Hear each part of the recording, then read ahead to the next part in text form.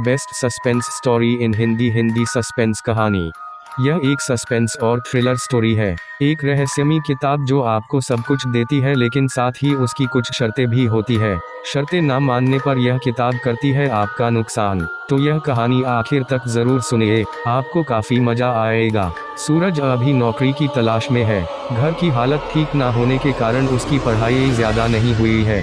पहले वो किसी कपड़े की दुकान में काम करता था, लेकिन दुकान घाटे में होने के कारण मालिक ने उसे नौकरी से निकाल दिया। अब छोटे शहर में उसके लिए कुछ काम ज्यादा है नहीं, तो वो थोड़ा निराश है। एक शाम घर वापस जाते वक्त उसे झाड़ियों में किताब दिखाई देती है। किताब को उठाकर देखता है, उसके कवर पर ही लिखा होता है, जो भी यह किताब खोलेगा, यह किताब चमत्कारी रूप से उसके जीवन को बदल देगी। सूरज को पहले तो यकीन नहीं होता है, लेकिन फिर भी वो उसे घर ले जाता है। घर पर ले जाकर वो किताब को खोल के पढ़ना शुरू करता है। किताब में लिखा होता है, आप गरीबी से परेशान हैं, अमीर बन सकते हैं, और उसे एक लॉटरी की टिकट का नंबर लिखा मिलता है। सूरज लॉटरी की टिकट लेने जाता है।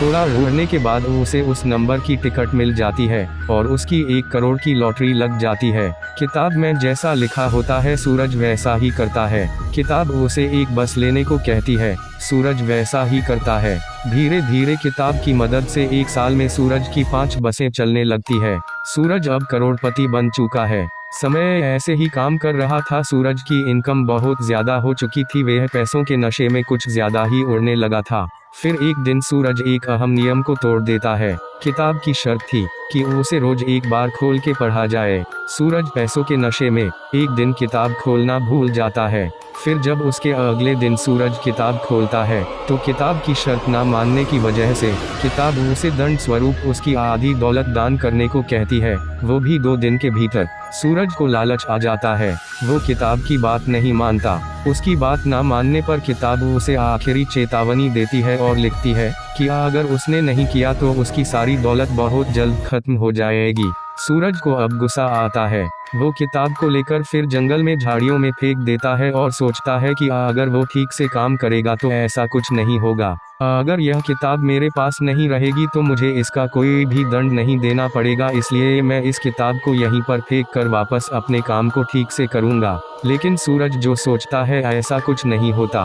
उसकी एक बस किसी बड़े नेता के घर की दीवार तोड़ देती है। फिर सूरज पुलिस और कचहरी के चक्कर में फंस जाता है।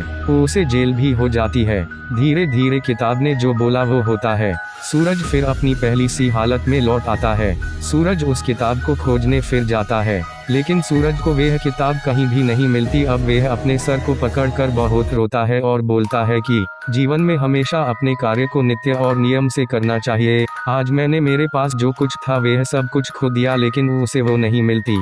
शायद अब वो और किसी का भविष्य बदल रही होंगी।